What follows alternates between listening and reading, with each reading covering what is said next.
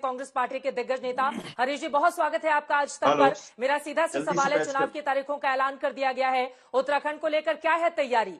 पुष्कर सिंह धामी की ओर से कहा गया है कि प्रधानमंत्री नरेंद्र मोदी के नेतृत्व में एक बार फिर से शानदार तरीके से प्रचंड बहुमत के साथ उत्तराखंड में बीजेपी की सरकार बनेगी।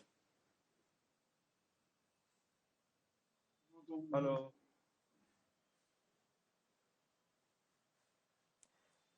हरीश जी, मेरी आवाज मिल रही है आपको?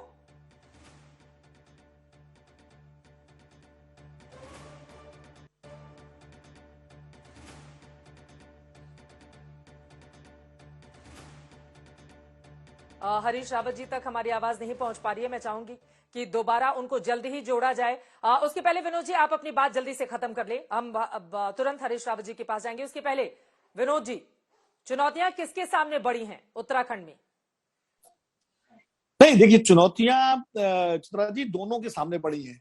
भारतीय जनता पार्टी के सामने सबसे बड़ी चुनौती ये है कि वो 4.5 साल का जो कार्यकाल त्रिवेंद्र सिंह रावत का और जो तीरथ सिंह रावत का रहा है, उसकी जो एंटी इनकम्बेंसी है उसको कैसे दूर करेगी। क्योंकि ये सही है, पुष्कर सिंह धामी को बहुत कम समय मिला है और उनको अपनी पार्टी के अंदर का अंतर विरोध, जो कांग्रेस के पुराने नेता जो भाजपा में थे, सतपाल महाराज और तमाम हरक सिंह रावत वगैरह, उनकी नाराजगी, उनका विरोध, उसका भी सामना करना पड़ा। और साथ साथ उत्तराखंड की जनता को नए आश्वासन भी देने पड़े हैं। जो एक सबसे बड़ा फैसला उन्होंने किया था, जो 4 धाम ट्रस्ट जो बनाया गया था, उसको उन्होंने जिस तरह से उसको रद्द किया उस बोर्ड को, तो वो भी एक बहुत बड़ा बड़ी हरीश रावत जी इस वक्त हमारे साथ जुड़ चुके हैं, पूर्व मुख्यमंत्री उत्तराखंड के, कांग्रेस पार्टी के वरिष्ठ नेता। हरीश जी, बहुत स्वागत है आपका आज तक पर। और मेरा सीधा सा सवाल है, चुनाव की तारीखों के ऐलान के साथ ही कांग्रेस पार्टी की उत्तराखंड को लेकर क्या है तैयारी? बिल्कुल तैयारी है, पूरी तैयारी है। इसीलिए हमने कहा हो रहा इलेक्शन कमीशन, हो रहा उत्तराखंड, वक्त कांग्रेस, और हम बिल्कुल तैयार हैं चुनाव के लिए। और 14 तारीख वैसे भी परिवर्तन की तिथि है और एक बड़ा परिवर्तन आएगा।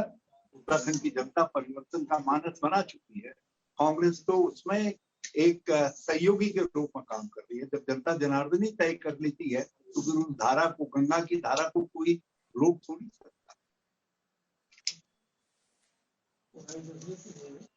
वहां तो 3 मुख्यमंत्री बने, कोई आया कोई चला गया, लेकिन परिस्थितियां शांत रही। लेकिन आपकी भी नाराजगी हाल ही में हम सब ने देखी थी। तो हरीश रावत जो कद्दावर नेता है उत्तराखंड के कांग्रेस के, क्या उनकी नाराजगी अब पूरी तरह से दूर हो चुकी है और कांग्रेस पार्टी एकजुट है? क्योंकि बार बार गुटबाजी की खबरें कांग्रेस उत्तराखंड से भी सामने आ रही है। देखिए, एक पार्टी के अंदर, एक परिवार के अंदर थोड़ी बातें उठती रहती हैं। वो ऐसी नहीं होती है कि उसे कोई लक्ष्य से अलग हटा जाए। ऐसी बातें आगे भी उठ सकती हैं, ऐसा नहीं है। लेकिन उससे चुनाव लड़ने के और चुनाव एकजुट होकर के लड़ने और चुनाव को जीतने के हमारे इरादे में कोई कमजोरी आने वाली नहीं है। और फिर भाजपा ने 3 मुख्यमंत्री दे करके, और जिस प्रकार से इस समय उत्तराखंड की जनता का माहौल बनाया जा रहा है, बल्कि एक वरिष्ठ नेता ने भाजपा के कह दिया, हम 3 बनाए या 10 बनाए, हमारी मर्जी। तो ये लोगों के उनका बयान जले में कटे, जैसे कटे में नमक गिरता है, उसकी तरीके से काम कर रहा है। लोग ये जान रहे हैं कि डबल इंजन बिल्कुल फेल रहा है, विकास ठप रहा है, इधर महंगाई चरम पर है, बेरोजगारी निरंतर बढ़ रही है। 2017 के आंकड़ों की मैं बात करूं, भारतीय जनता पार्टी ने, प्रधानमंत्री मोदी का चेहरा था, 57 सीटें जीती थी। कांग्रेस के खाते में सिर्फ 11 सीटें आई थी। तो आपने सबक क्या सीखा और क्या हरीश रावत मुख्यमंत्री बनने की तैयारी कर रहे हैं उत्तराखंड में? कुछ सबक जो है समय भी देगा। समय ने एक सबक हमको दिया कि आप धैर्य से परीक्षा करिए और जो रोल आपको जनता ने दिया है उसको आप प्ले करते रहिए। और हमने वही किया। हम लोग विपक्ष के रूप में हमने अपने कर्तव्य को निष्ठा के साथ पूरा किया और अब हम सत्ता के आकांक्षी के रूप में चुनाव के मैदान में हैं। जहां तक रहा 57 सीटों का सवाल, उस समय मोदी जी ने एक हिंदुत्व की ऐसी लहर चलाई, वो शमशान और कब्रिस्तान का मामला उछाल करके, अच्छी बातों को उछाल करके, उसमें जो दूसरी पार्टियों का वोट था, 14 वोट जो था, वो सारा बीजेपी की तरफ चला गया। लेकिन उस समय भी एक बात याद रखे, उत्तराखंड के अंदर जो कांग्रेस जिस वोट के बल पर 2012 में सत्ता में आई थी, उस प्रतिशत से कुछ ज्यादा ही वोट 2017 में कांग्रेस को मिला, 34% वोट। वो वोट आज हमको सत्ता में वापस लाने का माध्यम बन रहा है, क्योंकि वो कांग्रेस का ऐसा लॉयल वोट है जो समझता है कि हमको उसी समय सत्ता में आ जाना चाहिए था, नहीं आ पाए, इसलिए उसने उस हार को अपनी हार के रूप में लिया है और वो अब हमको जिताने का कारण बनना है, वो लीड कर रहा है इस चुनाव। हरीश रावत जी क्या मुख्यमंत्री बनने की उत्तराखंड में तैयारी कर रहे हैं?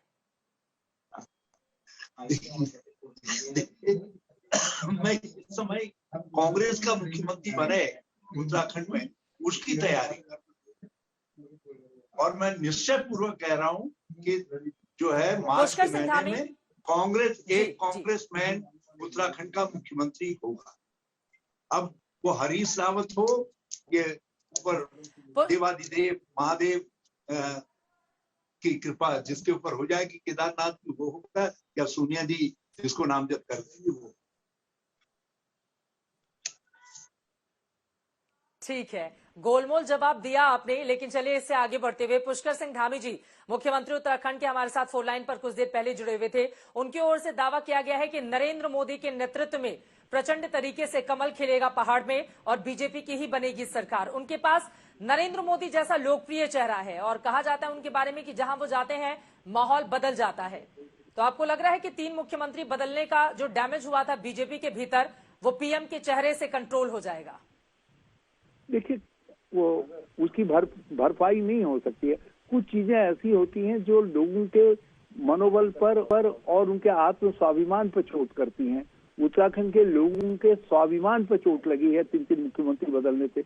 और जिस तरीके से पहले मुख्यमंत्री को बदला गया, बजट सत्र के बीच में बजट वित्त मंत्री के रूप में उसको ला करके बदल दिया गया, उससे लोगों को लगा ये क्या है सत्तारूढ़ दल, हमने इनको 57 का बहुमत दिया, उसका दुरुपयोग करते हुए इस तरीके से निरंकुश तरीके से इन्होंने मुख्यमंत्री को बदला है। अभी तक उत्तराखंड की जनता यही नहीं समझ पाई कि यदि नकारा था तो 4 साल हमारे ऊपर थोपा क्यों, और यदि कोई और कारण था तो जनता को बताते। दूसरे को तो ये मालूम ही नहीं पड़ा कब आया, कब मुख्यमंत्री पद से चला गया, कब उसका विवाह हुआ, कब विधवा हो गया, उसको पता ही नहीं चला। ये तीसरे भी चले जाते, इनके खिलाफ भी षड्यंत्र हो गया था पूरे का पूरा जाने का, ये तो हम लोगों की डर से बच गए और वो बचे का फायदा उठा करके अंधाधुंध खनन कर रहे हैं। इसलिए सारे उत्तराखंड के लोगों ने इनको खनन प्रेमी मुख्यमंत्री की संज्ञा दे दी है। और अंतिम दिनों में सरकार के जिस तरीके से तबादले हुए हैं, वो हुई है, ट्रांसफर हुए हैं, पोस्टिंग हुई है, और उसमें जो धन चला है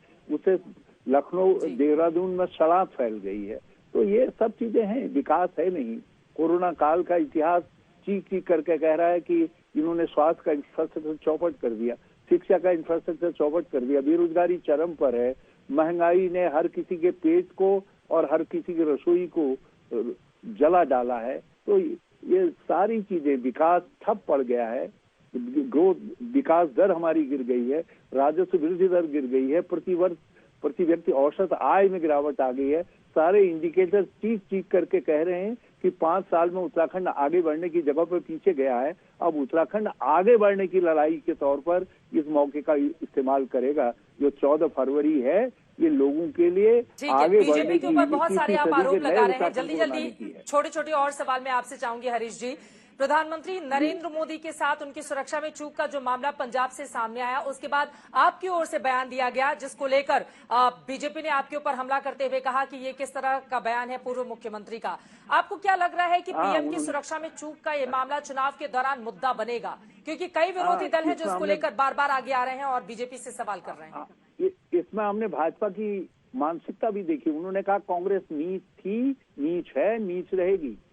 ये इस तरीके के शब्दों का इस्तेमाल कर रहे हैं और मेरी और चन्नी साहब की फोटो लगा करके कर रहे हैं। खैर मैं इस पर ज्यादा नहीं जाऊंगा। मैं एक बात कहना चाहता हूँ, मैंने एक बात कही जो मैं फिर से दोहरा रहा हूँ। मैंने कहा कि प्रधानमंत्री की सुरक्षा में जो चूक हुई है ये चूक नहीं होनी चाहिए थी, और यदि आधा घंटा प्रधानमंत्री का काफिला वहां से नहीं निकलता डांगमले से जहां वो रुके हुए थे और रूट को सैनिटाइज कर लिया जाता, सेंट्रल एजेंसीज भी देख लेती, स्टेट एजेंसीज भी देख लेती, तो कोई कहर नहीं टूट पड़ता, कोई पहाड़ नहीं टूट पड़ता, कोई बम नहीं पड़ जाता। आधा घंटा रुकने से कम ये कलंक कि हम अपने प्रधानमंत्री की सुरक्षा में भी चूक करते हैं, ये तो नहीं लगता। तो ये कहना यदि अपराध है तो अपराधी हरीश रावत यहाँ पे बैठा हुआ है, और यदि नहीं तो भाजपा के प्रोपेगेंडा मशीनरी को जिसके पास अब कुछ कहने को रह नहीं गया है तो कुछ झूठ का सहारा लेकर के भाजपा के दुष्प्रचार को हवा मिले और उस दुष्प्रचार का आज नहीं तो कल पर्दाफाश हो जाएगा। लोगों के सामने मेरा पूरा बयान है, उसको देख लीजिए। वो बयान साफ साफ कहता है कि सुरक्षा में चूक हुई, लेकिन उस चूक में जल्दीबाजी की गई और उसमें स्टेट एजेंसीज के साथ सेंट्रल एजेंसीज की भी चूक है और हमको भविष्य में ऐसी घटना न हो उसके लिए एक निष्पक्ष भाव से इसकी जांच करनी चाहिए ताकि भविष्य में इस तरीके की स्थितियां ना आए, बजाय ये सोचने के इसको तू मैं का मामला बिल्कुल। चलिए, बहुत शुक्रिया हरीश रावत जी आज तक से जुड़ने के लिए।